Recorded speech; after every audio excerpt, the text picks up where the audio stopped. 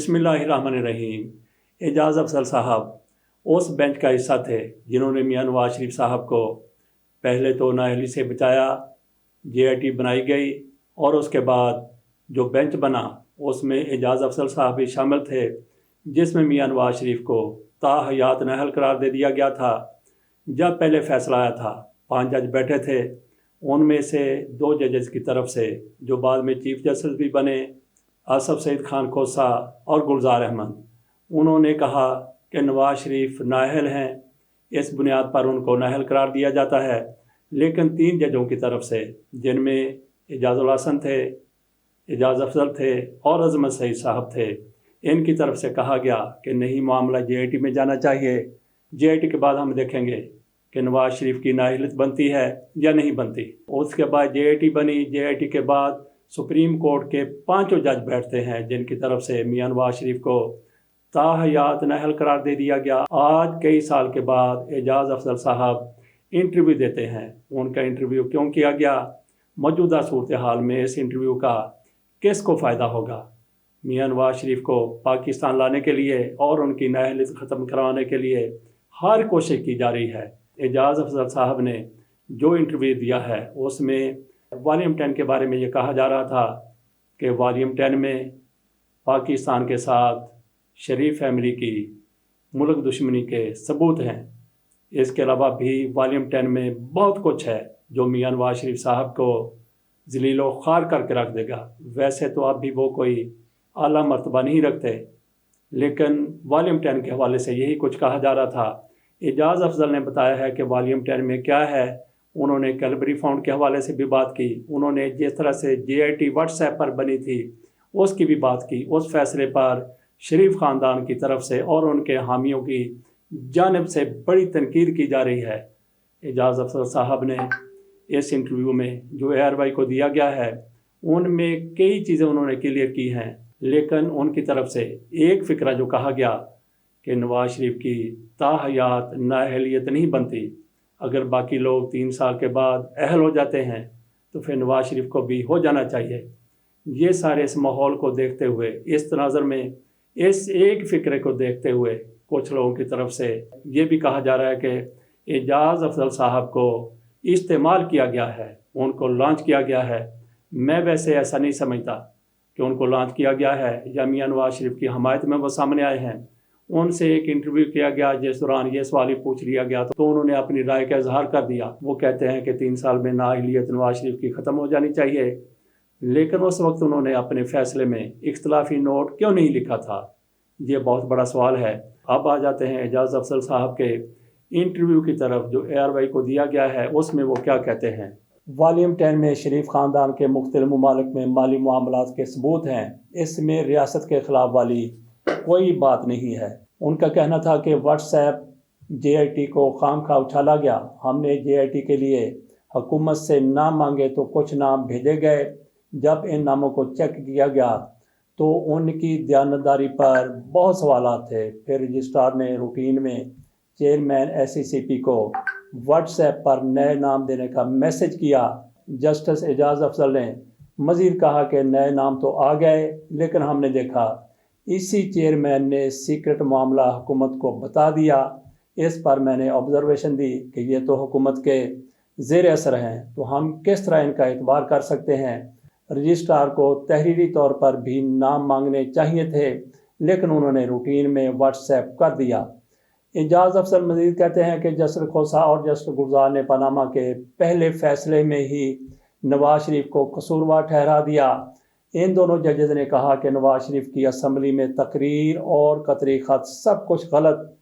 जब मैं 3 रुकनी बेंच का सरबराह बना तो नून लीग की तरफ से मिठाइयाँ तकसीम की गई। यहाँ एक लम्हे के लिए तवक्कुफ़ करते हैं। उस दिन की आप खबरें मुलाहिज़ा फरमाएँ कि किस तरीके से नवाज शरीफ, शहबाज शरीफ, मरियम नवाज खुशी का इजहार कर रहे हैं, कह रहे हैं कि हम सुरखरू हो गए। और साथ ही ये इमरान खान की तस्वीर देखिए, वो भी अपने साथियों के साथ इस मौके पर खुशी का इजहार कर रहे हैं।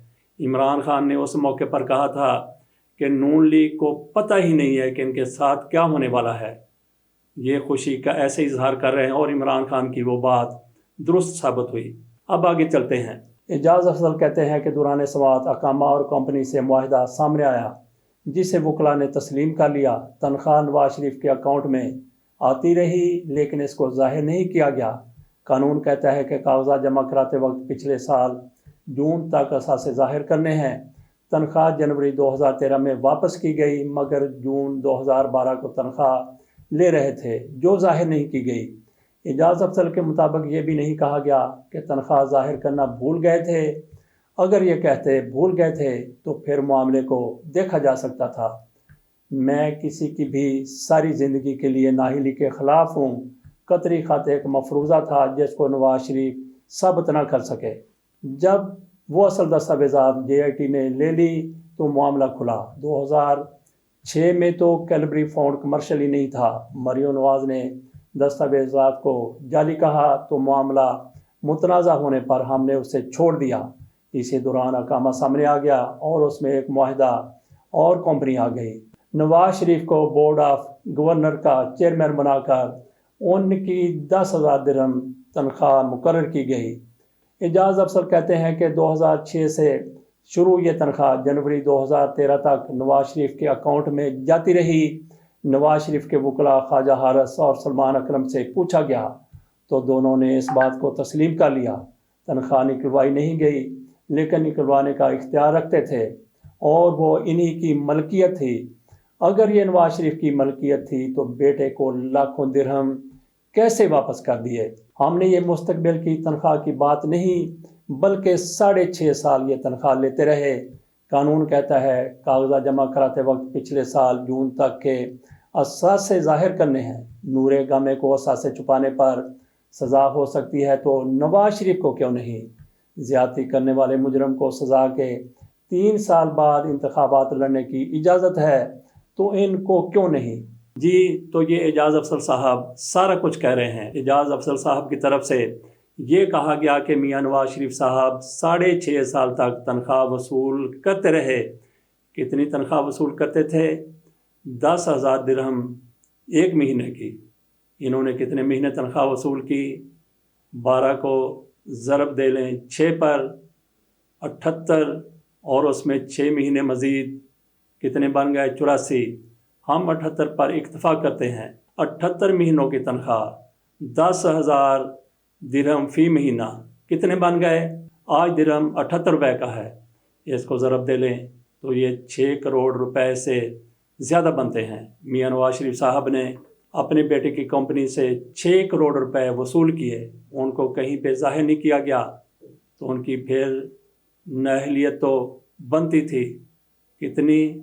اعجاز افضل صاحب کہتے ہیں کہ 3 سال ان کے باقی ججوں کی طرف سے کہا گیا اور اس موقع پر انہوں نے بھی کہا تھا کہ میاں نواز شریف کو تاحیات نااہل قرار دیا جائے۔ اس کے بعد ایک اور case chief justice Saqib Nisar کی سربراہی میں بھی چلا تھا جس میں اہلیت کا معاملہ اٹھایا گیا تھا۔ اسی بینچ میں عمر تا بندیال بھی تھے، اس میں میاں نواز شریف کی نااہلیت کو تاحیات نااہلیت ہی برقرار رکھا گیا تھا۔ ناظرین اس کے ساتھ اجازت دیجیے، اللہ حافظ۔